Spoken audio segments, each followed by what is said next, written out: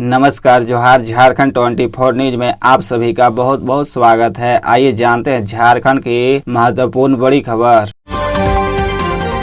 मैया सम्मान योजना से इस तरह की महिलाएं होगी बाहर, सीएम हेमंत सोरेन ने कर दिया ऐलान। मैया सम्मान योजना को लेकर नया अपडेट सामने आया है। इसके तहत कहा गया है कि जो महिलाएं गलत तरीके से पैसे उठा रही हैं उनको खुद बाहर हो जाना चाहिए। मुख्यमंत्री हेमंत सोरेन ने खुद इस पर अपडेट देते हुए कहा कि जो गलत शपथ पत्र देकर फर्जी तरीके से मैया सम्मान योजना का लाभ ले रही हैं। हेमंत सोरेन ने कहा कि अगर कोई महिला गलत तरीके से इसका लाभ ले रही है तो इससे जरूरतमंदों को इसका लाभ नहीं मिल पाएगा। इसलिए उन महिलाओं से अपील है कि कृपया आप खुद बाहर हो जाइए। कार्यक्रम के बाद मीडिया से बात करते हुए उन्होंने कहा कि जो महिलाएं इस योजना से जुड़ने से वंचित रह गई हैं उन्हें भी शीघ्र जोड़ा जाएगा। उन्हें इसकी जरूरत ही नहीं पड़ेगी। मुख्यमंत्री ने कहा कि जब तक ग्रामीण अर्थव्यवस्था मजबूत नहीं होगी तब तक राज्य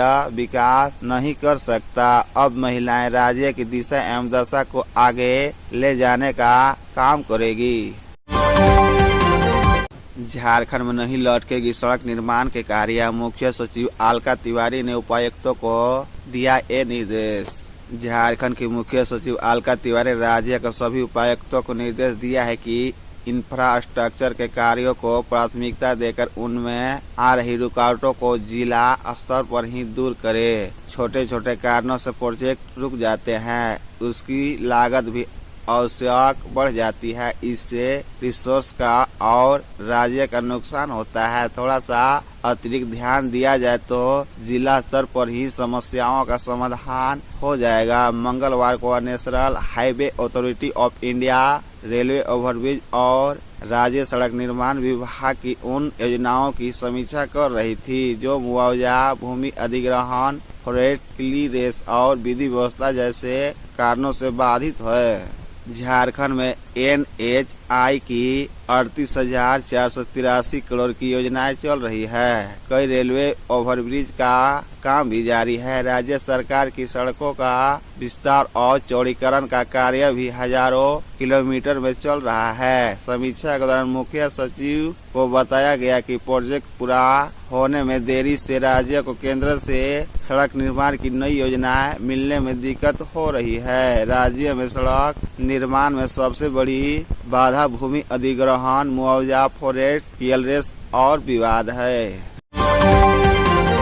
झारखंड विधानसभा में कब पेश होगा बजट, हेमंत सरकार ने फाइनल की तारीख। मंत्री परिषद की बैठक में इस पर स्वीकृति दी गई। बजट 17-27 मार्च तक चलेगा। जानकारी के अनुसार 3 मार्च को आगामी वित्तीय वर्ष का वार्षिक बजट विधानसभा में पेश किया जाएगा।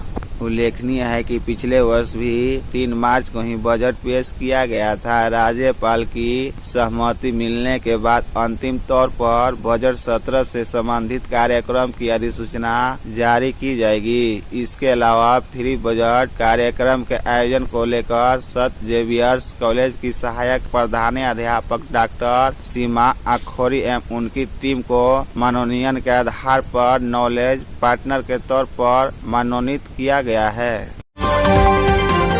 झारखंड के 17 DSP को IPS बनाने की तैयारी, नामों की लिस्ट आई सामने।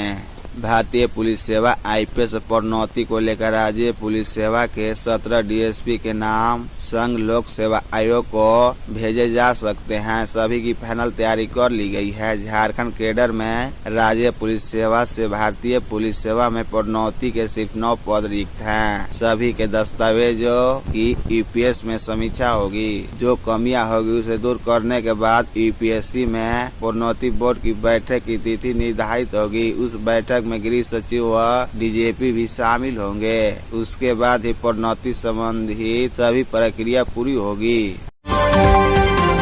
पूर्व सांसद कणिका मुंडा की तबीयत बिगड़ी, रांची के मेडिका हॉस्पिटल में एडमिट। संजय सेठ ने की जल्द स्वस्थ होने की कामना।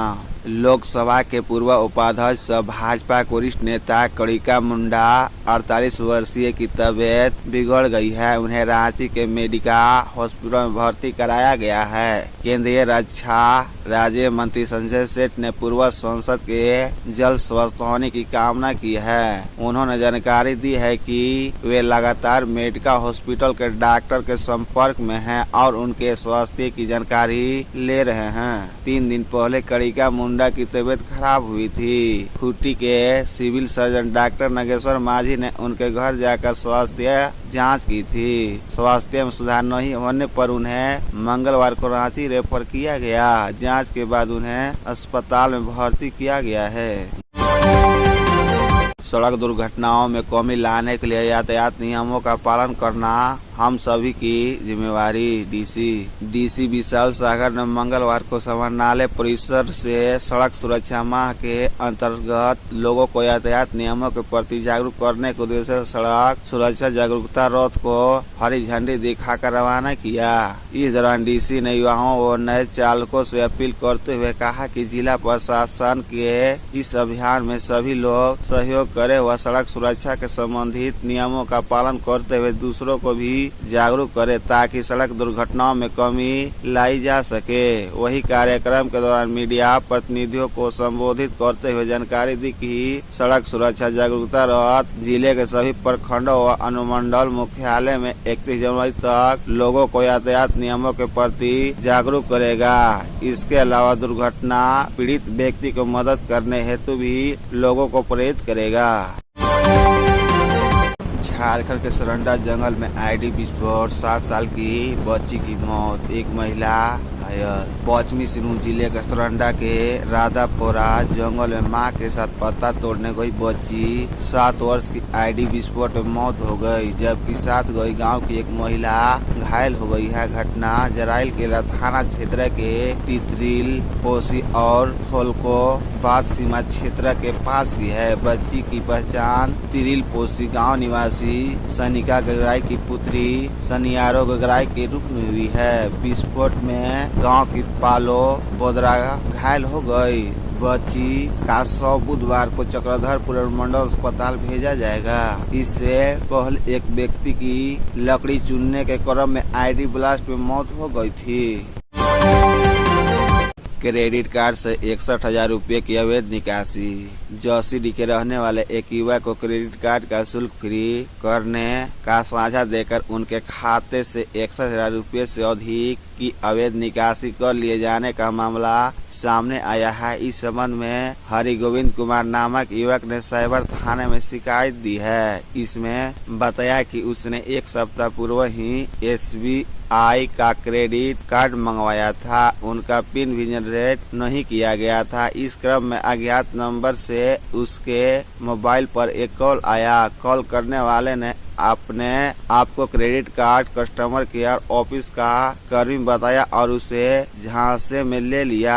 उसके द्वारा बताया गया कि उसका क्रेडिट कार्ड चार्जेबल है, वह उसे फ्री कर देगा, जिसके लिए उसके द्वारा एक लिंक भेजा गया। उस लिंक को जैसे ही उसने टच किया तो उसके क्रेडिट कार्ड से 61,380 रुपये की अवैध रूप से खरीदारी कर ली गई।